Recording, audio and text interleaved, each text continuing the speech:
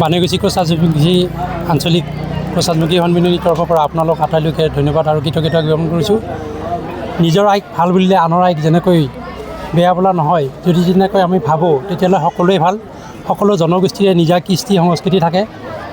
প্ৰগতিশীল সমাজক উন্নতিৰ দিশত আগুৱাই নিবলৈ হ'লে আমি সকলোৱে মিলিজুলি থাকিব লাগিব, বৃহত্তৰ অসমীয়া জাতি গঠন কৰিব লাগিব। এই অসমীয়া জাতি গঠনত এই কোচ ৰাজবংশীয় জনগোষ্ঠীটোৰ বহুত অৱদান আছে, তাক নুই কৰিব নোৱাৰে। আমি এটি ইতিহাস প্ৰসিদ্ধ সোণালী আখৰে লিখা জাতি। আমাৰ এই জাতিৰ ন্যায্য প্ৰাপ্তি আমি চৰকাৰৰ ওচৰত দাবী কৰি থৈছিলোঁ। সেইটো ইতিমধ্যে মানে আমাক যি ন্যায্য দাবী আছিলে সেইটো আমাৰ সম্পন্ন হোৱাৰ দিশত আগবাঢ়িছে। আমি সকলোকে আহ্বান জনাইছোঁ, সকলোৱে সহযোগ কৰক। অকল আমাকেই নহয়, আৰু যদি আমাৰ দৰে কোনোবা আছে তেনেকুৱা জনগোষ্ঠী, তেওঁলোকেও যদি দাবী আছে তেওঁলোকেও পাওক। আমি এইখিনিকে কৈ আজিৰ আমাৰ যি দ্বিবাৰ্ষিক সন্মিলনী বানেগুচি আঞ্চলিকৰ পৰা উদযাপন কৰা হৈছে, তাত সকলোৰে সহযোগ বিচাৰিছোঁ। লগতে আপোনালোককো আমি আমন্ত্ৰণ জনাইছোঁ, আমাৰ দৰে আপোনালোকেও কৰক, আপোনালোকেও আগবাঢ়ক। আমি সকলোৱে লগ লাগি এক অসমীয়া বৃহত্তৰ জাতি হিচাপত ভাৰতবৰ্ষত প্ৰতিষ্ঠিত হৈ ৰাখোঁ। ইয়াকে কৈ মই ক'বলগীয়াখিনি সামৰিছোঁ। ধন্যবাদ।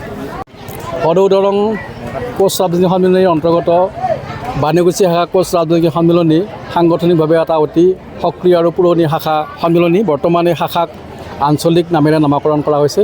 এই আঞ্চলিক সমিতিখনে বিভিন্ন সময়ত ইয়াৰ যি দ্বিবাৰ্ষিক অধিৱেশন বা বাৰ্ষিক সাধাৰণ সভা থাকে, এইসমূহ সঠিকভাৱে সময়মতে ৰূপায়ণ কৰি আহিছে। এইবেলি 2025-26 বৰ্ষৰ যি দ্বিবাৰ্ষিক অধিৱেশন, এই দ্বিবাৰ্ষিক অধিৱেশন আমি পূৰ্ব নিৰ্ধাৰিত কাৰ্যসূচী অনুসৰি নগাঁও গাঁৱত যি বাৰ্ষিক সভা অনুষ্ঠিত হৈছিল, সেই সভাতে আমি আনুষ্ঠানিকভাৱে মহিলাৰ পৰা লৈ আমন্ত্ৰণ জনাইছিলোঁ আৰু দুদিনীয়া বিস্তৃত কাৰ্যসূচীৰে ইতিমধ্যে এই কাৰ্যসূচী ৰূপায়ণ হৈ আহিছে। আমি দুদিনীয়া বিস্তৃত বৰ্ণাঢ্য কাৰ্যসূচীৰে এই অধিৱেশনখন অনুষ্ঠিত কৰিবৰ কাৰণে যাৱতীয় প্ৰস্তুতি লৈছিলোঁ। ইতিমধ্যে আমাৰ যোৱাকালিৰ যিবিলাক কাৰ্যসূচী, সকলো কাৰ্যসূচী সঠিক ৰূপত আৰু সকলোৰে সহযোগত সুন্দৰভাৱে অনুষ্ঠিত হৈ গৈছে। আজি দ্বিতীয় দিনৰ ৰাতিপুৱাৰ ভাগত পতাকা উত্তোলনকে ধৰি অন্যান্য কাৰ্যসূচীসমূহ সঠিকভাৱে ৰূপায়ণ হৈ গৈছে। এতিয়া কিছু সময়ৰ পিছতে আজিৰ যি মুকলি অধিৱেশন, এই অধিৱেশনৰ মুকলি সভা অনুষ্ঠিত হ'ব। ইয়াৰ আগতে আমাৰ ৰাতিপুৱা 11 বজাত বৰ্ণাঢ্য সাংস্কৃতিক শোভাযাত্ৰা অনুষ্ঠিত হৈছে। এই বৰ্ণাঢ্য সাংস্কৃতিক শোভাযাত্ৰা আমি আমাৰ যিবিলাক থলুৱা অসমীয়া কৃষ্টি সংস্কৃতি আছে সেইবিলাক আমি প্ৰদৰ্শন কৰাৰ ব্যৱস্থা কৰিছোঁ। গতিকে আমি আশা ৰাখিছোঁ ইয়াৰ পৰা নিশ্চয় আমাৰ এই অঞ্চলৰ ৰাইজেও আমাৰ কৃষ্টি সভ্যতাৰ প্ৰতি নিশ্চয় অকণমান উপকৃত হ'ব।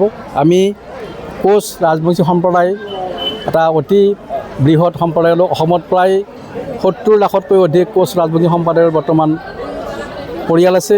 আমি 1967 চনৰ পৰাই এই কোচ ৰাজবংশী জনগোষ্ঠীয়ে জনজাতিকৰণ তালিকাভুক্ত কৰিবৰ কাৰণে চৰকাৰৰ ওচৰত আমি বিভিন্ন সময়ত সজোৰে দাবী উত্থাপন কৰি আহিছিলোঁ। যদিও পৰিতাপৰ বিষয়, এতিয়ালৈ বিভিন্ন চৰকাৰে প্ৰতিশ্ৰুতি দিয়ে যদিও এতিয়ালৈ সেই প্ৰতিশ্ৰুতি হৈয়ে আছে।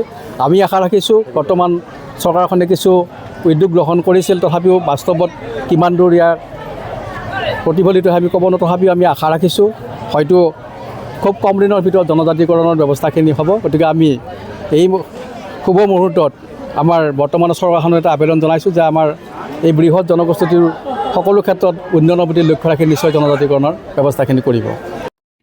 যিকোনো খবৰ বিজ্ঞাপনৰ বাবে যোগাযোগ কৰক 7896121996।